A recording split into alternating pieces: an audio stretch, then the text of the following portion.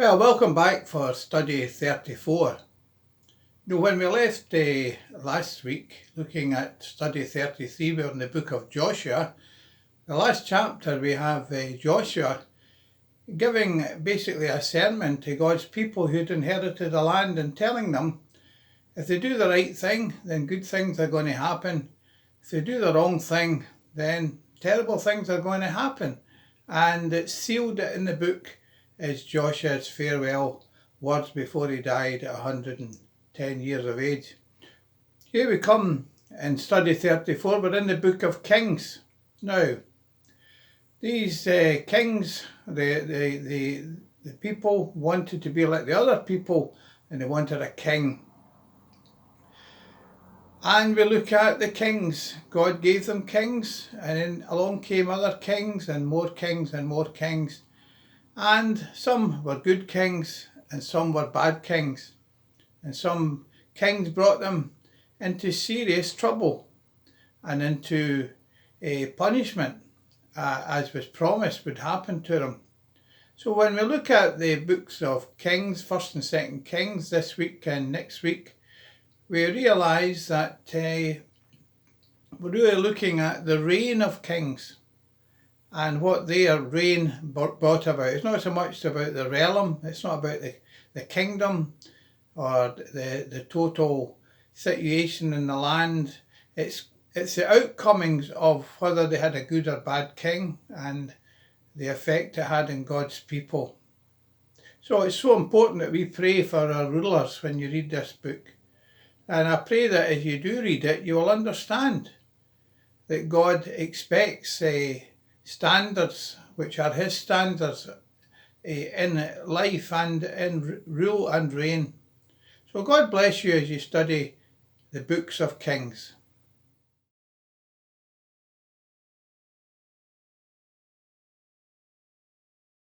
The books of 1st and 2nd Kings. Although they're two separate books in our Bibles, they were originally written as one book telling a unified story that continues on from the book of Samuel that came before it. So David has unified the tribes of Israel into a kingdom, and God promised that from his line would come a messianic king who would establish God's kingdom over the nations and fulfill the promises made to Abraham.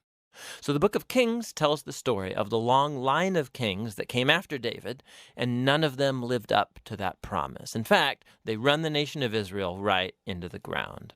The book is designed to have 5 main movements. The story begins and ends focus on Jerusalem, first with Solomon's reign and the construction of the temple, and then in this last section ending with Jerusalem's destruction and Israel's exile to Babylon.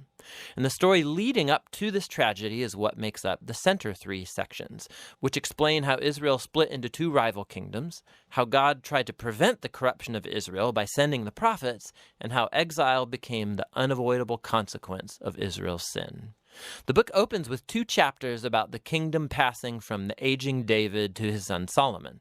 And David's final words to Solomon, they're very similar to those of Moses and Joshua and Samuel to the people. It's a call to remain faithful to the commands of the covenant and to give allegiance to the God of Israel alone. But David's words ring somewhat hollow here because David and Solomon then go on to conspire how they're going to consolidate this new kingdom through a whole series of political assassinations. It's not off to a great start.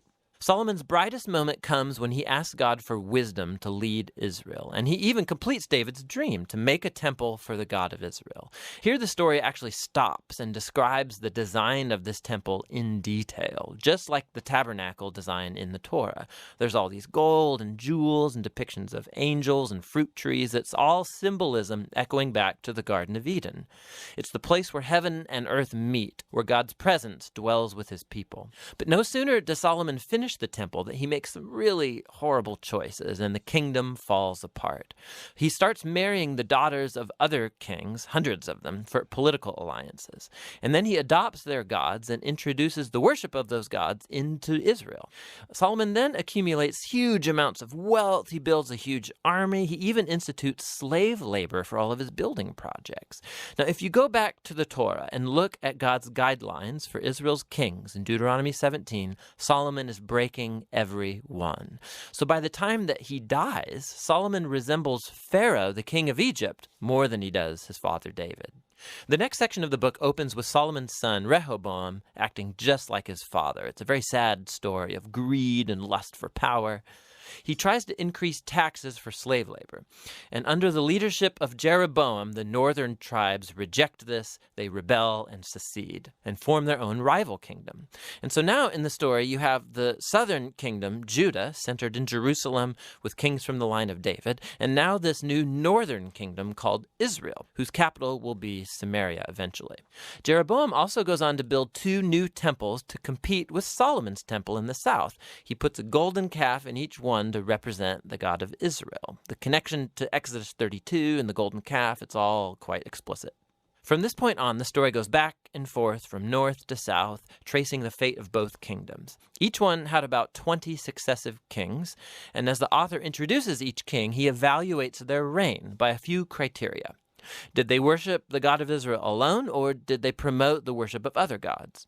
Did they deal with idolatry among the people? And did they remain faithful to the covenant like David, or do they become corrupt and unjust? And according to these criteria, the author finds no good kings in northern Israel, 0 for 20. And then in southern Judah, only 8 out of 20 get a positive rating, which connects to another huge purpose in this book, and that's to introduce the role of the prophets, key figures in Israel's history. So in the Bible, prophets were not fortune tellers. Rather, they spoke on behalf of the God of Israel, and they played the role of covenant watchdogs, which means they called out idolatry and injustice among the kings and the people. They were constantly reminding Israel of their calling to be a light to the nations, that they should obey the commands of the Torah, and so the prophets challenged Israel to repent and follow their God. In these center sections for each king, God then raises up prophets to hold them accountable. And the most prominent prophets are the northern ones, Elijah and his disciple Elisha, right here in the center of the book. Elijah was a wild man of a prophet living out in the desert, and his arch nemesis was the northern king Ahab and his Canaanite wife Jezebel. Together, these two had instituted the worship of the Canaanite god Baal over Israel. And so in a famous story, Elijah challenged 450 prophets of Baal to a contest to see which god was real. So they both build altars and pray to their gods, but only the God of Israel answers with fire. After this, Ahab uses his royal power to murder an Israelite farmer and then steal his family's vineyard. And Elijah again confronts Ahab's injustice, and he announces the downfall of his house. Elijah eventually passes the mantle of his prophetic leadership to a young disciple named Elisha, who asks for 2 times the authority of Elijah. And what's fascinating here is how the author, he's recounted 7 miraculous feats for Elijah, and then he offers stories of 14 acts of power from Elijah.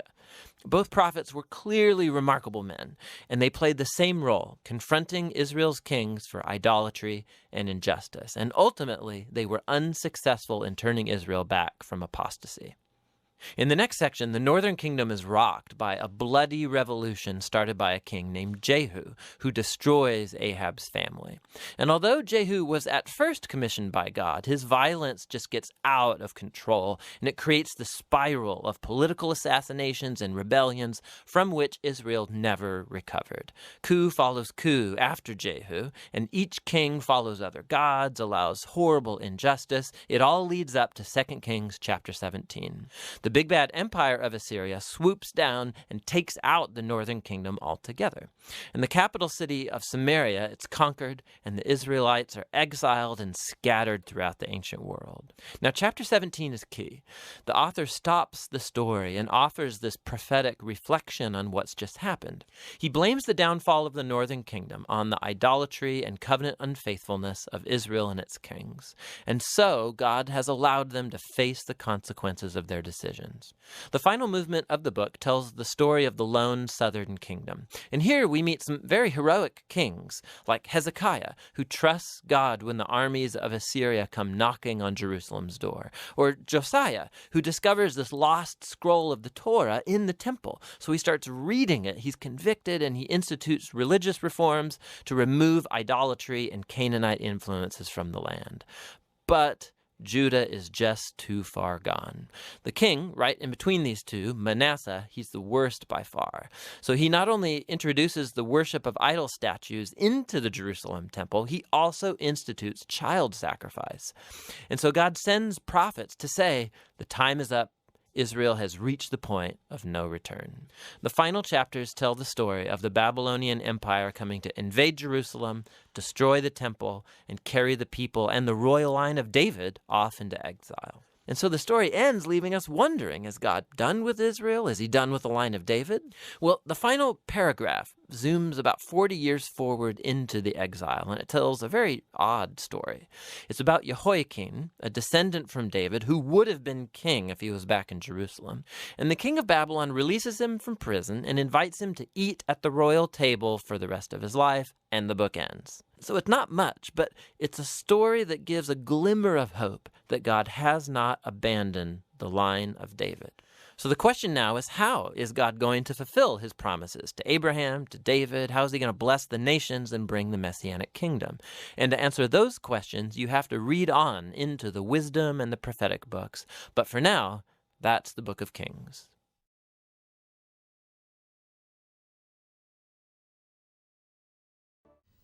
I've got a confession to make. I hated history at school. I was taught by a retired vicar who managed to make it more dull and more boring than any other subject. It was dates, battles, kings and queens. Did you have it like that? It all seemed so complicated and so irrelevant. What was the point? What was the use of learning it all except to pass an exam? And my knowledge of history finished up very much like that book 1066 and all that. Have you read that, in which everything was either a good thing or a bad thing? Funny enough, the book of Kings is very like that. The kings were either very good or very bad, you know. He was a bad king, he was a good king. Much of the Bible, of course, is history, but it's the history of just one nation. There's no history of China or India, much less America here. It's just the history of one people, because it's their history that's important to God. Other history may be interesting, but this history is absolutely vital for the whole of mankind. Now, we are into the second phase of the leadership of Israel, but I've got a little diagram here, which I just want to point to. Here's the year 2000 BC, here's the 1000 BC, and here's 500 BC. Took them 1,000 years from Abraham up to David to get everything that God wanted them to have. They had a few hiccups. For example, they were slaves in Egypt for 400 years. And then even after they got into the land, they had a lot of attacks from Midianites and other people, and there were real setbacks, but they went on, and gradually they got into the empire ruled over by King David. And the books of the Bible that cover this history are Genesis, and then 4 altogether: Exodus, Leviticus, Numbers, Deuteronomy, then Joshua, Judges, Ruth, 1 Samuel, and 2 Samuel. But with Kings, we're on the downhill. Both books of Kings describe how they lost all that it took them 1,000 years to get, how they lost it all. And on the way down, very quickly after Solomon, there was civil war, and there's a split then between 10 tribes in the north and 2 tribes in the south, and they never got it together again. So now there wasn't one people, Israel. The 10 tribes in the north kept the title Israel because there were 10 of them. And the 2 in the south gave themselves the title of Judah because Judah was the big one and the remnant of Benjamin was so small. So you had civil war. The 10 tribes in the north just went steadily downhill all the way, until finally all 10 were taken away into Assyria. In the south, however, they had some hiccups upwards, as there'd been hiccups downwards there. There were a couple particularly under a very good king Hezekiah and under a boy king who began to reign at the age of 8, Josiah. But that didn't stop the downward trend permanently, and finally the 2 tribes were taken away to Babylon. They finished up where they'd begun. There were slaves in Egypt here. Now they're taken away to Assyria and Babylon. It's a tragic story. One of the main purposes of reading it is that it can happen to the church as well. And does happen. You can gain it all, and you can lose it all, and you tend to lose it more quickly than you've gained it. It's very important to study why they lost it all, what made them go downhill. Just to complete this little diagram, they did come back after 70 years, but they never got their freedom again. They were then ruled by priests rather than prophets or princes, and they were occupied by the Egyptians, by the Syrians, by the Greeks. They had a terrible time under a Greek called Antiochus Epiphanes for 3.5 years. He did the most terrible things. He sacrificed pigs on the temple altar, erected a statue of Zeus in the temple, and turned the temple vestries into brothels. And he is a picture of Antichrist. He was the worst they ever had. And then finally the Romans. And then you get the son of David, Jesus, because Joseph and Mary kept their family tree. They were descended from King David. And so you've got, in a sense, the fulfillment of 1,000 years, 500 years, 1,000 years later when Jesus, son of David, comes. Well, that's just to show you where we are when we study the book of Kings. We studied Samuel, and that took us up to the peak. But now Kings covers from there right down to there. 500 years. But oh, what a sad story. Let's just pick up some of these threads again. I told you that the leadership of Israel went through different phases. There were first the patriarchs for about 500 years. Then prophets from Moses to Samuel led them. Then kings from Saul to Zedekiah. And then after they got back, priests. That should be Joshua, not Zerubbabel. It was Joshua who was the priest, right through to Annas and Caiaphas. And so we're looking at the story of the kingdom of Israel in the book of Kings when they were led by kings. But in Hebrew, the book is called the Kingdoms of Israel, not the Kings. In English, it's the book of the Kings, but in Hebrew, the book of the Kingdoms. And that is because the word kingdom has a particular meaning in Hebrew, which it doesn't have in English. In English, a kingdom means a piece of land, a realm. And so we are part of the United Kingdom. I have news for you. It's not united and it's not a kingdom. But otherwise, that's not a bad name for it. But we tend to think of it as something on the map. For the Hebrew, a kingdom was a reign rather than a realm. It was something that was defined in terms of authority, not in terms of area. It was essentially the degree of power, not the amount of property that a king had. And when we talk about the kingdom of God, we're not talking about a place, we're talking about a power. We're talking about a reign or a rule. And of course we are complicated by the fact that we're in what's called a constitutional monarchy, where the Queen reigns, but she doesn't rule. John Major rules for the time being. But so we've robbed the throne of its ruling power. And therefore, the throne has very little power in our country. The big advantage of it is, however, that it keeps power out of other people's hands, so that our armed forces and our courts of law are not under the government directly, but are responsible to the Queen. And it just saves too much power getting into politicians' hands. So it's not so much valued, our monarchy, for the power it wields as the power it keeps from others. You follow me? But in a true kingdom, the king has absolute power. He makes the laws. There is no parliament, there are no votes, there are no opposition parties. The king rules. And he rules by decree and not by debate. He makes a law, and everybody's got to toe the line. And would you like to live in a kingdom? Would you wish that one man ruled England and made all the laws with no parliament, no elections, no votes? You're not sure? I can convince you in 2 minutes.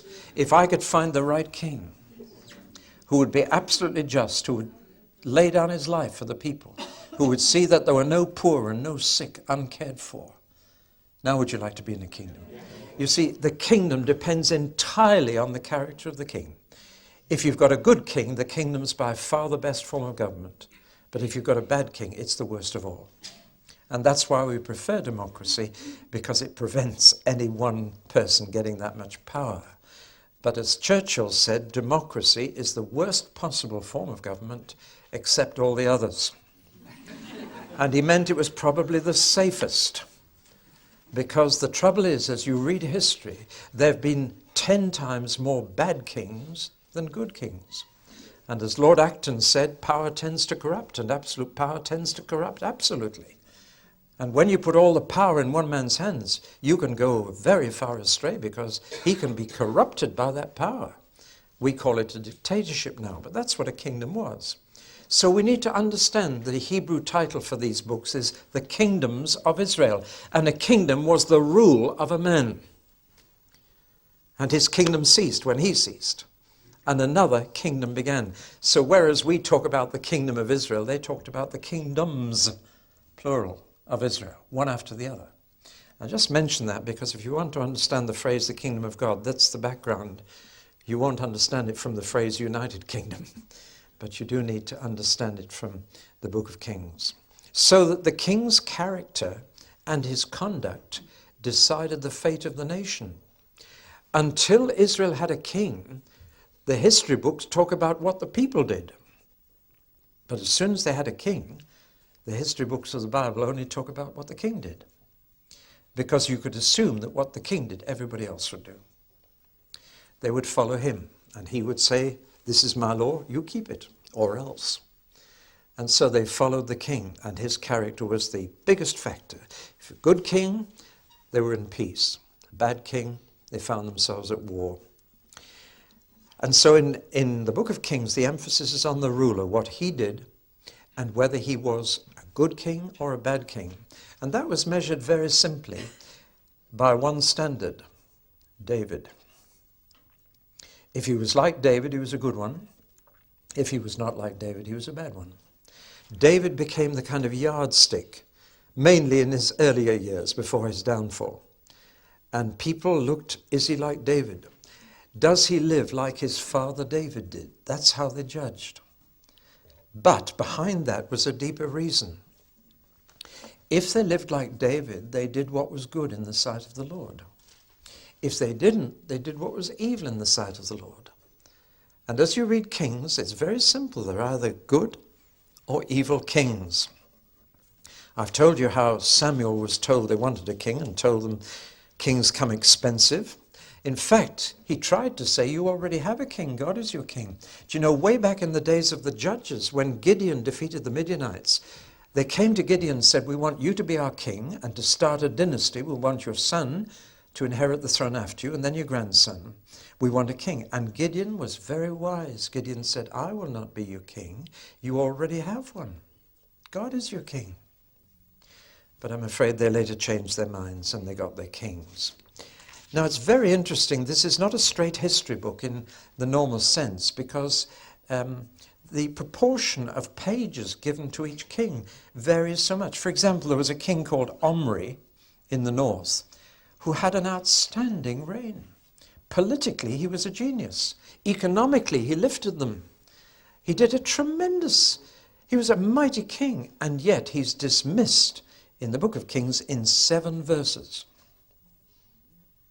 Because however efficient he was at kinging, he did evil what was evil in the sight of the Lord. So in God's sight, whatever great achievements he had, nothing.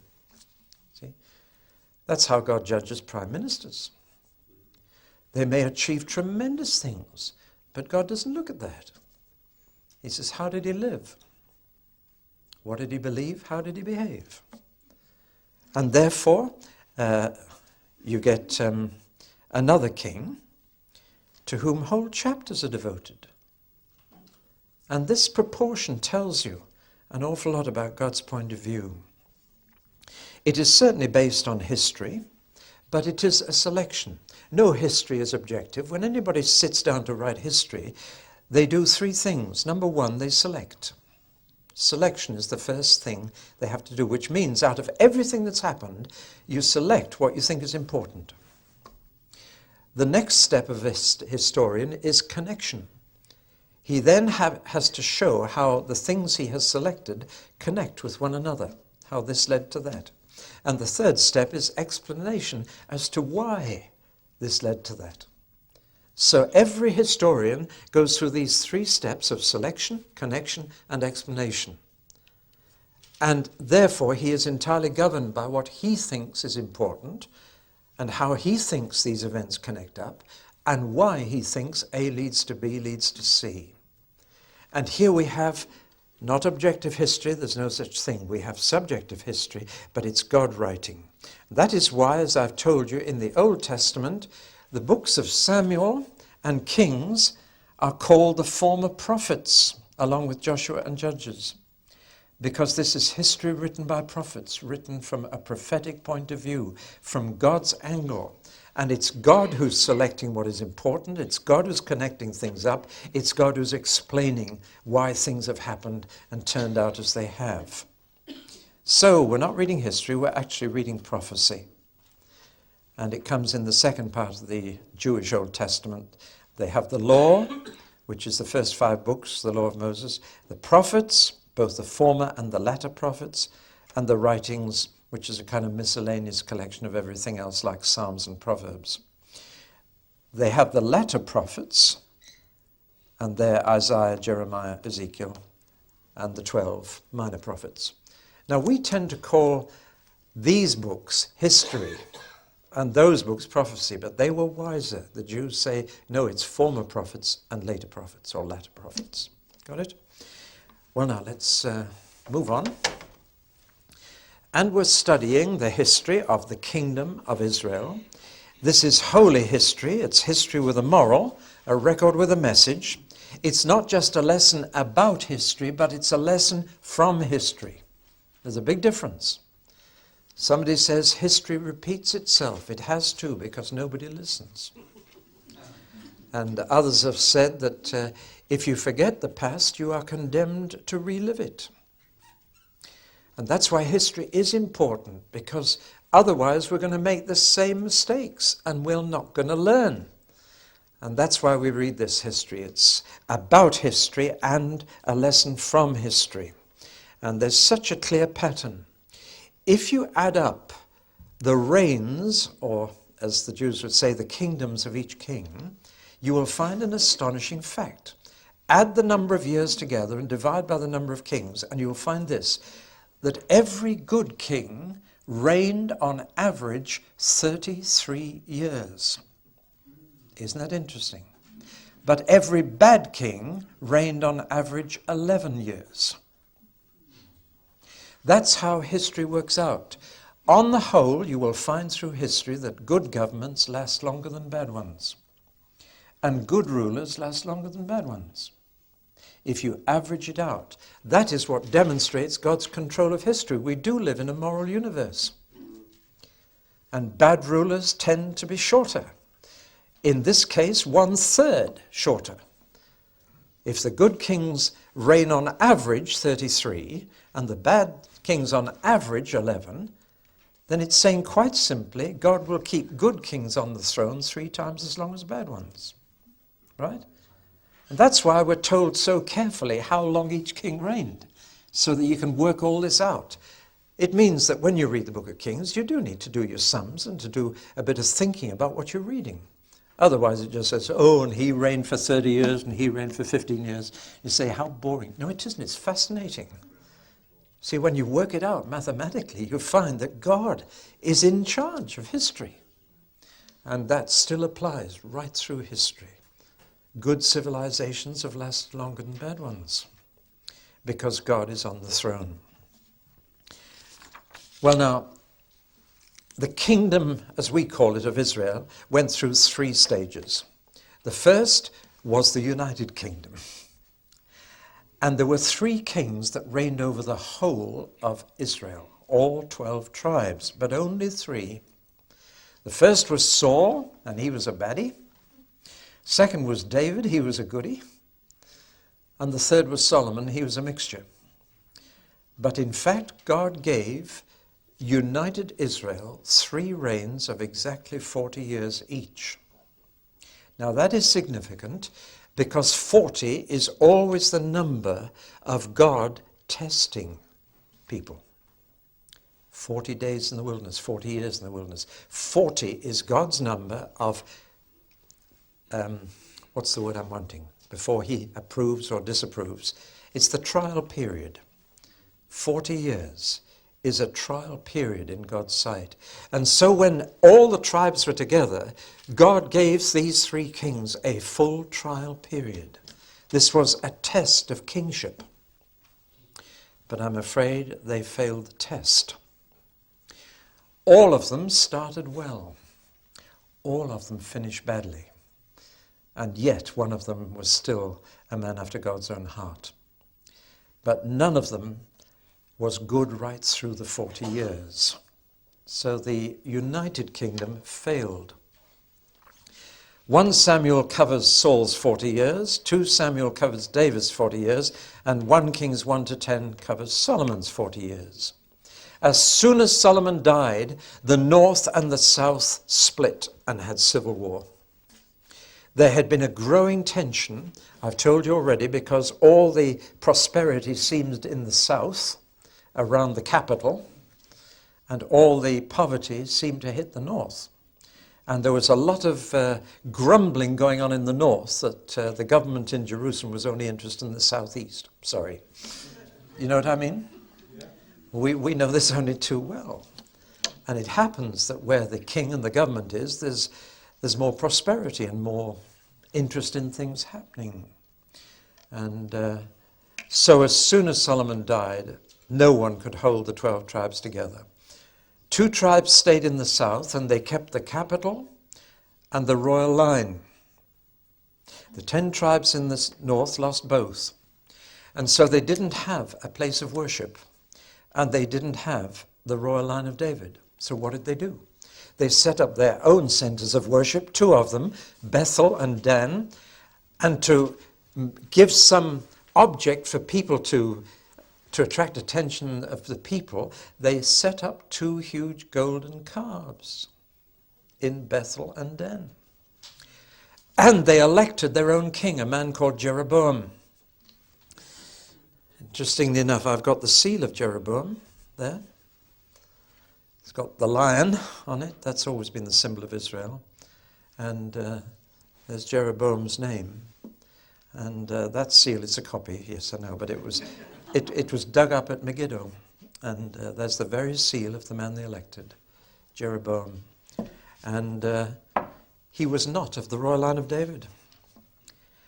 And from then on, in the north, they had one dynasty after another. They had assassination, they had coup d'etat, they had takeovers, and it's a very sad tale.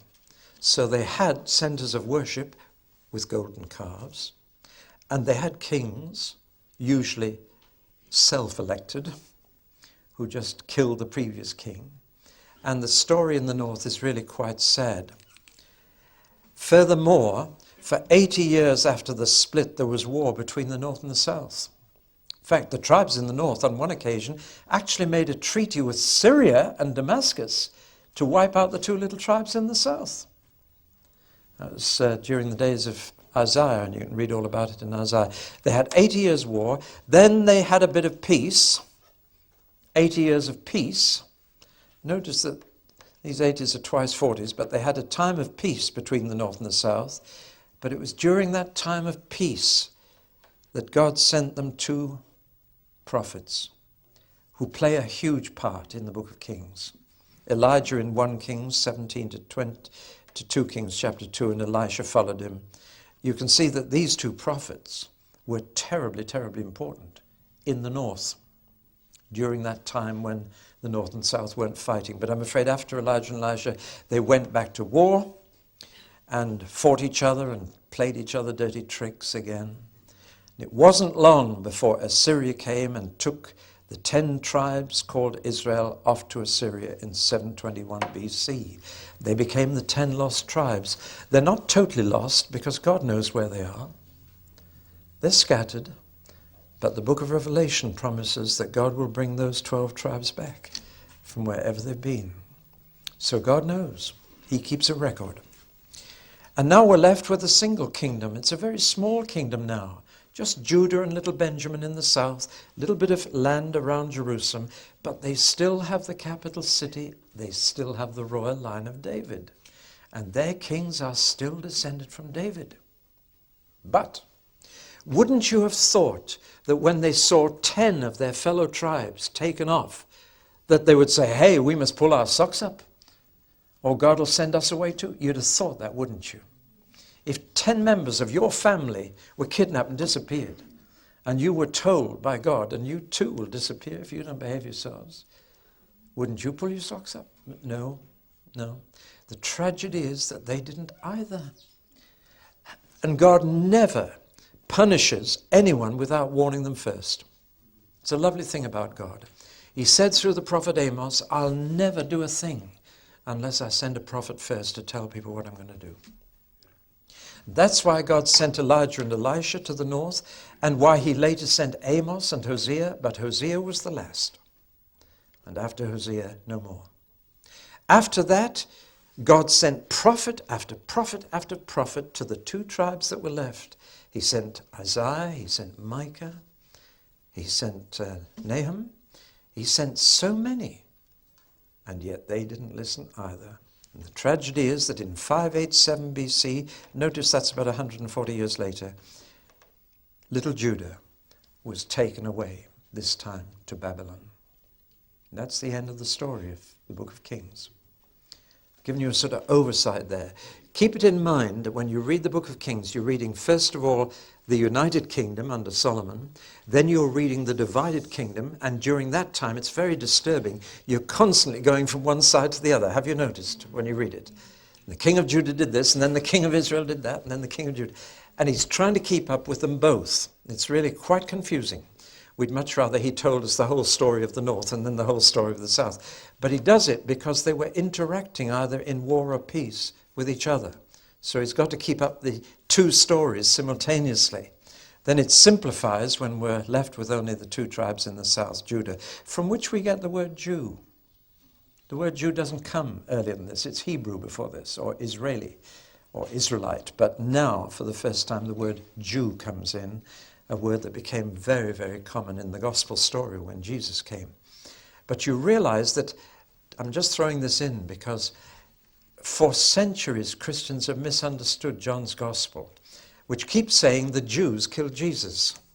And I'm afraid the Christian church has included all Jews in this and really done terrible things to the Jewish people for 20 centuries. You Jews killed Jesus. But when John, writing his gospel, says the Jews killed Jesus, he doesn't mean all the Israelis. He means the people of Judah.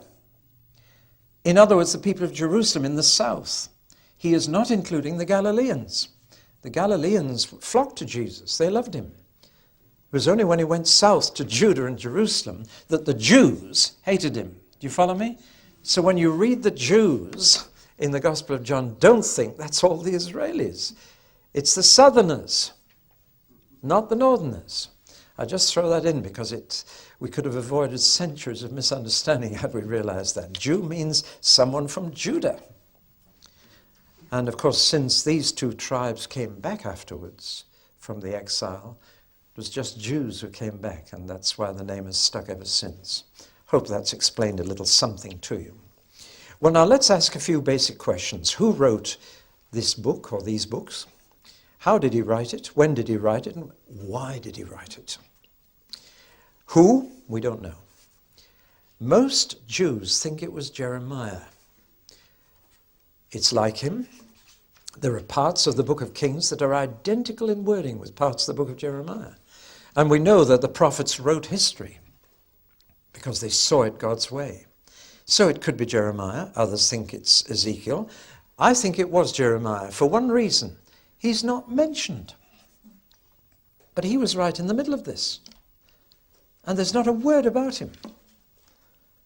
And I cannot think that anybody else would write about this period of history and never mention Jeremiah. But if he was writing it himself, he wouldn't. He'd written his prophecies down separately. And there are 1 or 2 other pointers. So for my money, it was Jeremiah. But we don't know. We have to leave that question. So how was it written? Well, time and again in the book of Kings, it says, as it is written in the Acts of Solomon, as it is written in the books of the Chronicles of the King of Israel, as it is written in the book of the Chronicles of the Kings of Judah. He is clearly using national records. He's using other people's records and weaving them together to communicate a lesson about history. There are even parts of Isaiah which are word for word the same as Kings. So whether Isaiah was writing those bits or Jeremiah got them from Isaiah, I don't know.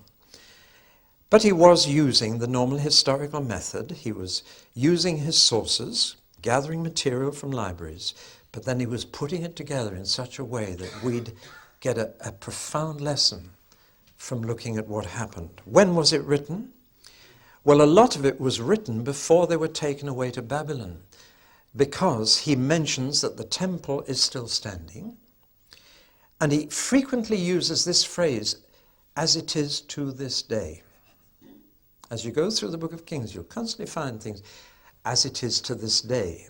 So clearly he was writing before the whole thing collapsed.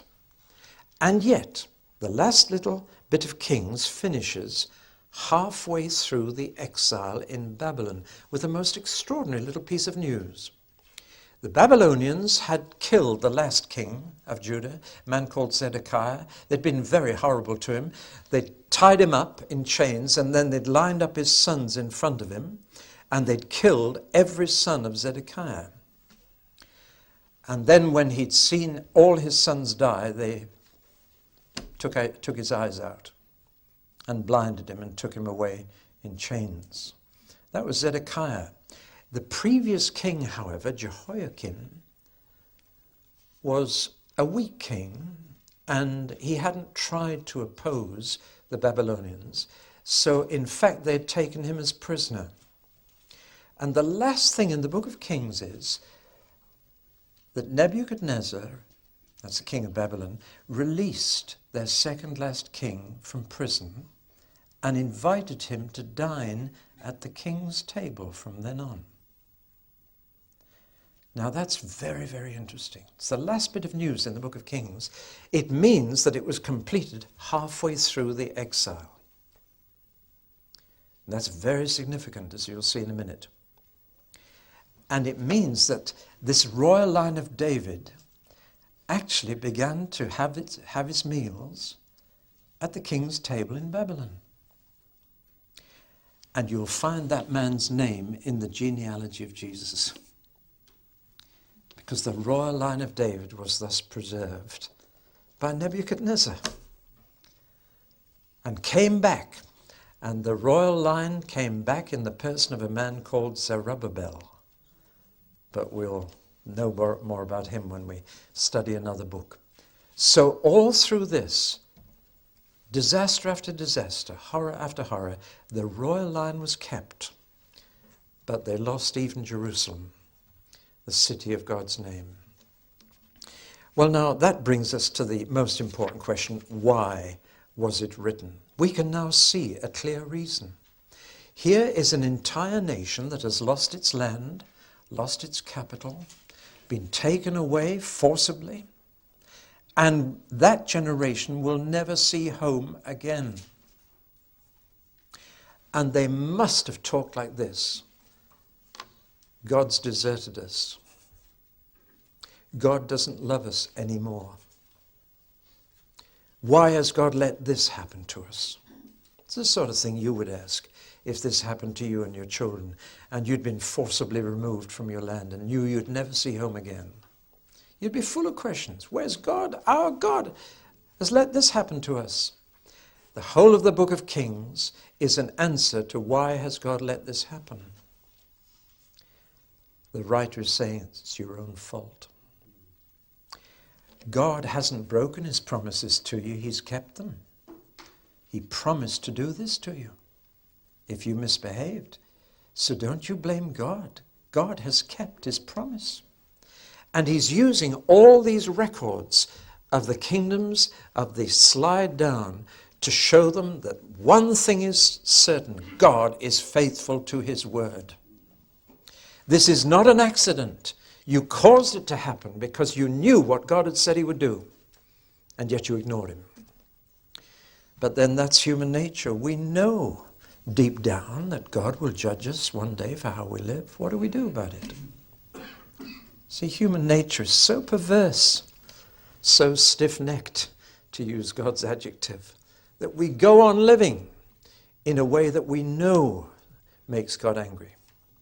And we trade on his patience. Like the German poet Heine, who was an atheist Jew, who finished up in Paris and died young after a lifetime of sin. They called a priest to hear his confession, and he refused to make a confession. He just said as he lay dying, Dieu me pardonnera, c'est son métier. God will forgive me, that's his trade. And Heine's dying words go down as someone who took advantage of God's patience and didn't realize that God's patience can run out. It took hundreds of years. But in the long term, the mills of God grind slowly, but they grind exceeding small. We need to remember that judgment does come. Sooner or later, we pay. Well, that's why the book is written. And it just uses history as a profound lesson to these people. And yet there is hope. Even in this dark book, there's hope, because God has promised never to break his part of the covenant. Again and again, I've underlined it every time it comes in the Old Testament. God says, you may break the covenant, I never will. Therefore, when you are taken away to another land, I will bring your children back. God keeps his promise. He never breaks a word.